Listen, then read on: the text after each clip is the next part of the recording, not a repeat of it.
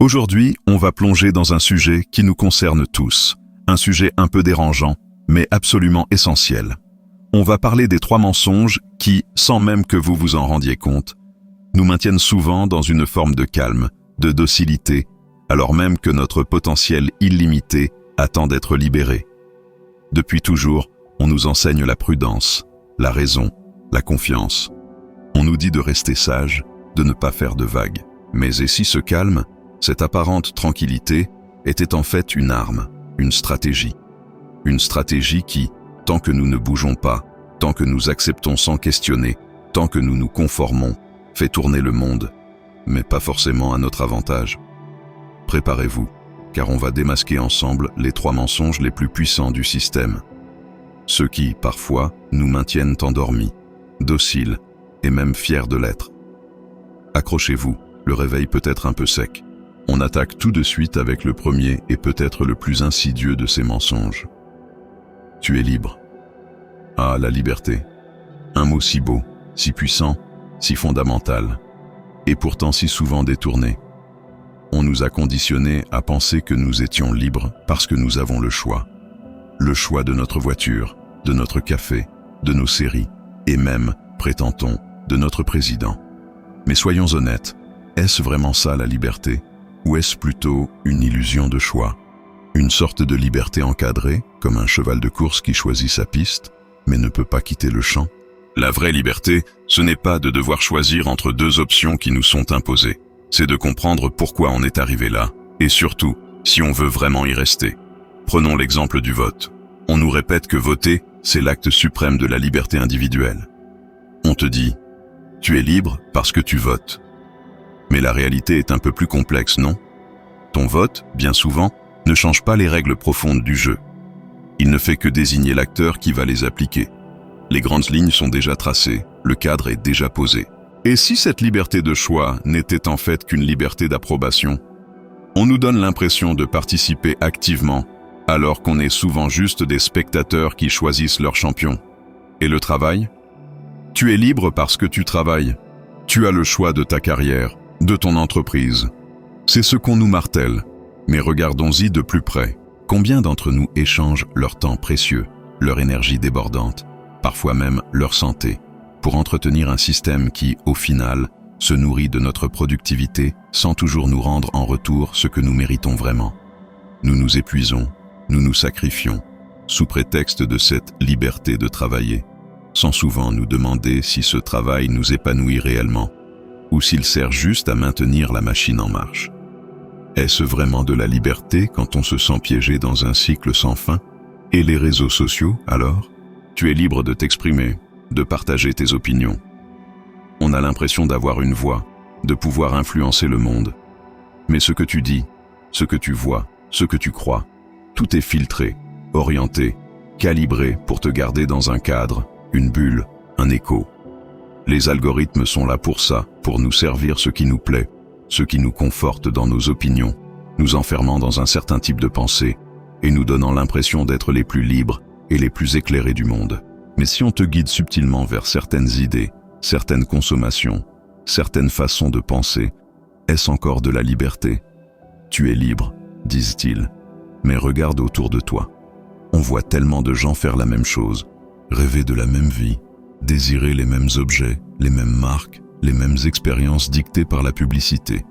C'est presque comme si nous étions tous branchés sur le même programme, la même matrice. C'est un peu comme si, au lieu de choisir notre propre chemin, on nous avait donné un mode d'emploi pour la vie idéale, et qu'on croyait le suivre de notre plein gré.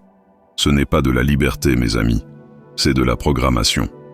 Et tant que nous confondons la liberté avec une simple permission d'agir dans des limites prédéfinies, nous restons, quelque part, des prisonniers de cette illusion. La première étape pour briser ces chaînes, c'est de reconnaître l'illusion pour ce qu'elle est. Passons maintenant au 2e mensonge, tout aussi puissant. Tu dois faire confiance au système. Ce mantra, on l'entend depuis notre plus tendre enfance. On nous a appris à faire confiance. Confiance à l'école, à la télévision, à la banque, à la science, aux institutions politiques. On grandit dans un monde où le doute est souvent perçu comme une faiblesse, voire un crime. On nous dit « Ne remets pas en question, ne pose pas trop de questions ». Il y a des gens qui savent mieux que toi, des experts, des autorités. Obéis. Mais j'ai une question simple à vous poser.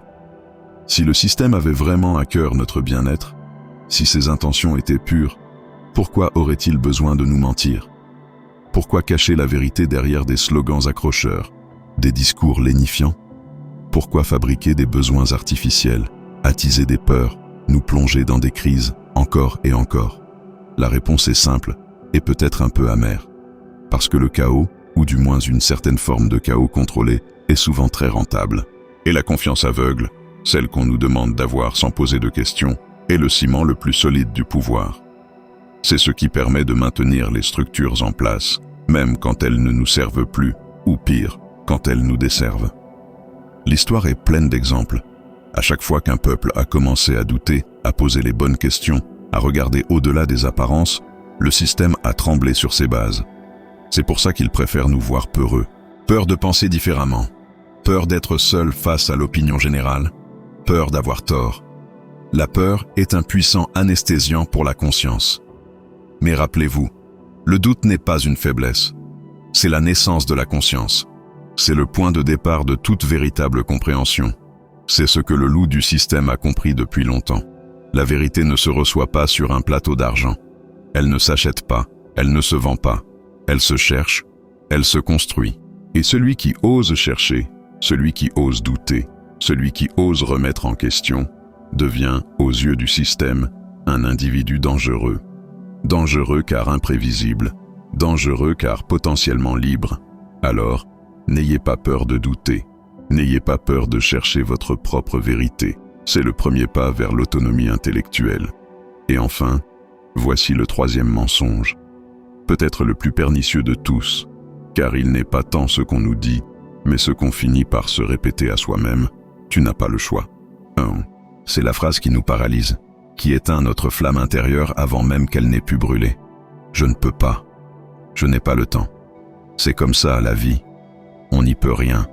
Ces phrases, nous les prononçons si souvent qu'elles deviennent une réalité. C'est ainsi que, bien souvent, les gens restent calmes.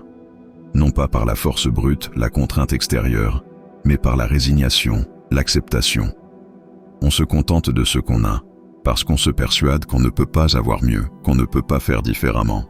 Le système, dans sa forme la plus sophistiquée, n'a plus besoin de déployer des armées pour nous contrôler. Il a bien mieux. Des citoyens qui s'autocensurent, des employés qui s'auto-condamnent à une vie sans passion, des rêveurs qui s'autodétruisent en abandonnant leurs aspirations les plus profondes. Nous devenons nos propres gardiens de prison. Mais laissez-moi vous dire une vérité essentielle. Vous avez toujours le choix. Toujours. Mais le système a orchestré toute une stratégie pour que vous ne le voyiez plus, pour qu'il soit obscurci par une peur constante. La peur du risque, la peur de l'échec, la peur d'être différent, de ne pas rentrer dans le moule. Il nous a fait croire que changer était dangereux, que sortir de notre zone de confort était une menace plutôt qu'une opportunité. Alors, on reste, on obéit. Et lentement, mais sûrement, on s'éteint. Notre lumière intérieure vacille, puis s'éteint. Mais le loup du système, lui, ne reste pas. Il ne se contente pas. Il observe, il apprend, il agit. Il sait que la liberté n'est pas un cadeau que l'on reçoit, ce n'est pas une faveur que l'on demande. La liberté, ça se prend, ça se conquiert, ça se construit, jour après jour, par chaque petite décision, chaque question posée, chaque pas en dehors de la voie tracée. Alors, pour conclure, souvenez-vous de ceci. Le calme du peuple, ce n'est pas toujours le signe de la sérénité. C'est bien souvent le bruit du confort qui tue la révolte, l'inaction qui étouffe le potentiel. Le système ne vous a pas seulement endormi, il vous a bercé, parfois avec de belles promesses, parfois avec des divertissements sans fin. Et pendant que nous dormons, on nous éduque à ne pas mordre, à ne pas contester, à ne pas penser par nous-mêmes. On nous apprend à rester dans les clous. Mais ceux qui osent ouvrir les yeux, qui osent regarder au-delà de l'illusion, commencent à voir les barreaux de la cage, même s'ils sont invisibles pour les autres. Et ceux qui osent parler, qui osent exprimer leur vérité, qui osent agir, ceux-là commencent vraiment à se libérer. Car, comme le dit si bien cette phrase puissante, Les chaînes les plus solides sont celles qu'on ne veut pas briser. À vous de décider si vous voulez briser les vôtres. Merci infiniment d'avoir pris le temps de m'écouter aujourd'hui. Si cette réflexion vous a interpellé, si elle a allumé une petite étincelle en vous, alors n'hésitez pas à laisser un pouce bleu, à vous abonner à la chaîne pour ne rater aucune de nos futures explorations, et bien sûr à partager cette vidéo avec ceux qui, selon vous, ont besoin d'entendre ce message. Votre soutien est essentiel pour faire grandir cette communauté de loups conscients. À très vite pour un prochain épisode du Loup du Système. Prenez soin de vous et de votre esprit critique.